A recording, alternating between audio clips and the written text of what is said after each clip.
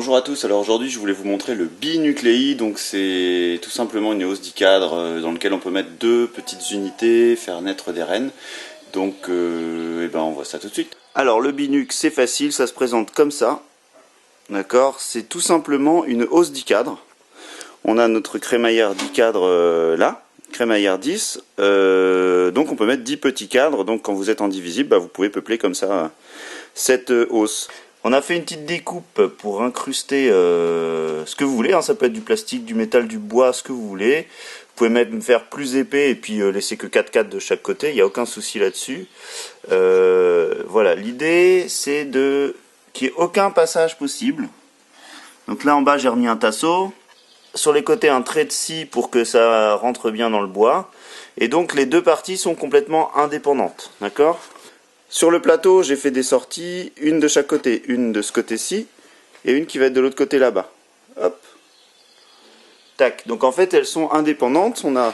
Donc cette partie-là, elle va sortir de ce côté-là. Cette partie-là va sortir de ce côté-là.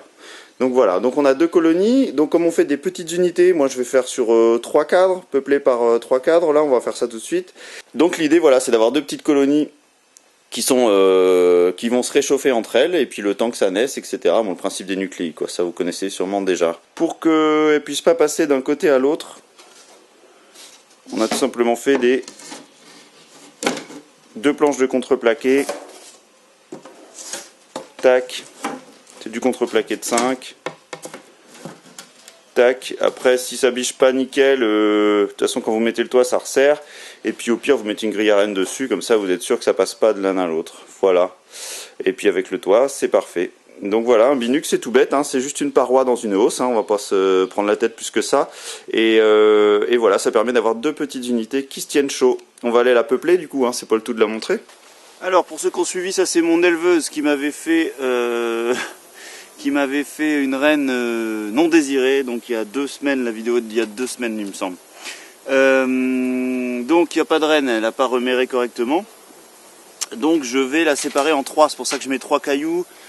Quand je fais ça, des fois quand j'ai des cellules de reine, je mets des cailloux pour savoir combien de reines je mets. Voilà, si j'ai 12 reines de prise, là j'en ai eu 12, je prends 12 cailloux dans mon seau, puis quand je fais ma tournée des ruchers, je regarde qui c'est qui a besoin d'une reine, quoi.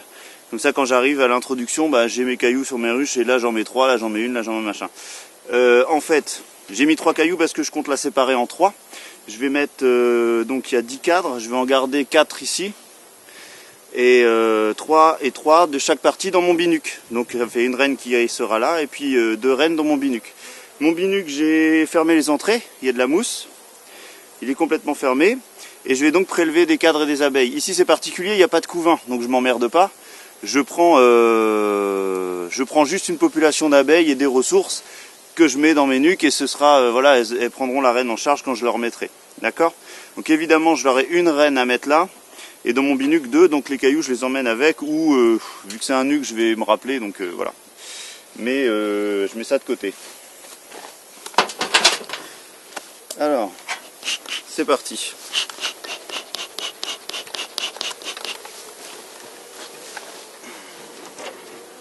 Hop.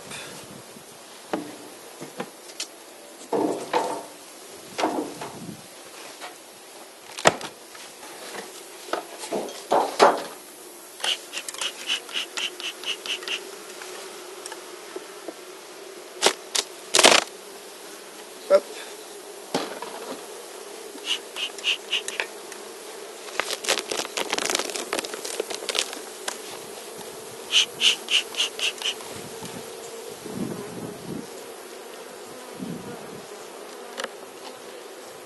Hop.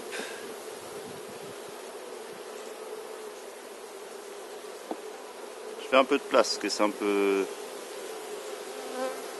peu serré. Donc miel.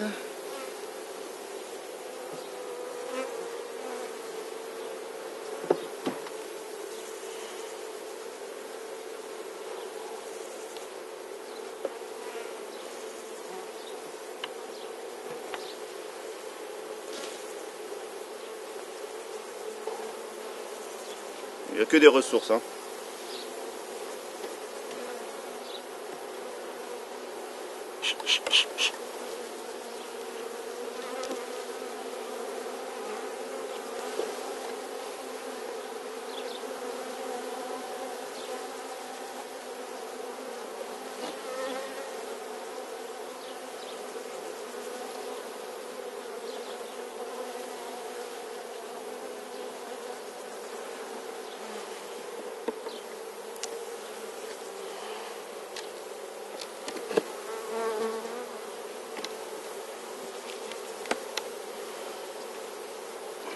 celui-là ça fait un moment qu'il est pour décoller.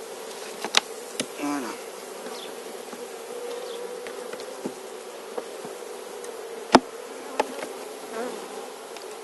Hop.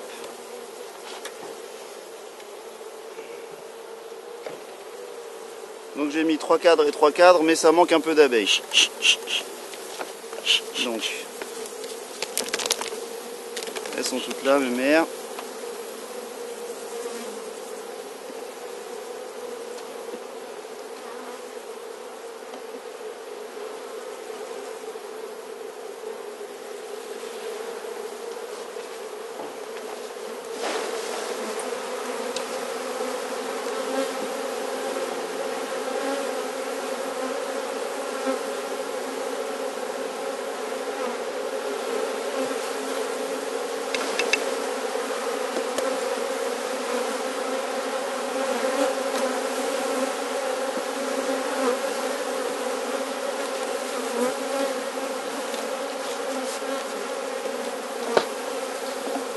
Pour l'instant je les laisse comme ça, je m'en occupe de leur faire de la place, etc.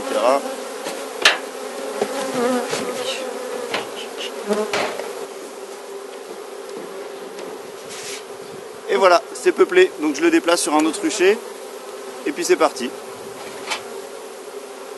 Voilà, donc le nuque est posé, juste là.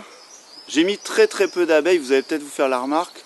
Je peux me permettre ça parce que je mets une cellule dans la foulée et qu'il n'y a pas de couvain. C'est que de la ressource, c'était une colonie qui n'avait plus de couvain à gérer. Donc si jamais il y a du couvain, il faut toujours rester sur je donne un cadre, je donne les abeilles avec qui vont pouvoir couvrir le cadre.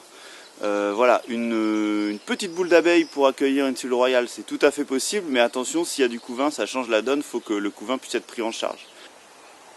La partition au milieu, elle peut être amovible, moi elle est amovible. J'avoue que je m'en sers pas tellement. Au début, mon idée c'était de retirer la partition s'il y avait une des deux reines qui était en ponte et pas l'autre, pour redonner enfin pas perdre entre guillemets le couvain. En fait, je m'en sers assez peu parce que je remets une cellule si jamais il n'y a pas de ponte, et puis ou alors je redonne à un autre essaim. Enfin voilà, je m'en sers finalement assez peu et je transvase assez vite. Quand il y a de la ponte, je transvase assez vite dans un plus grand élément. Voilà, donc ce binuc, ça peut être aussi une bonne méthode si vous voulez faire de la reine fécondée, parce qu'une fois que votre reine est en ponte, vous pouvez vérifier la ponte, vous la mettez en cage avec des accompagnatrices, vous l'insérez dans un essaim. Donc, et vous faites tourner votre nucléi comme ça toute la saison si vous voulez, puisque la ponte de votre reine va servir à la prochaine, cette population-là va servir à la prochaine cellule que vous mettez. Voilà.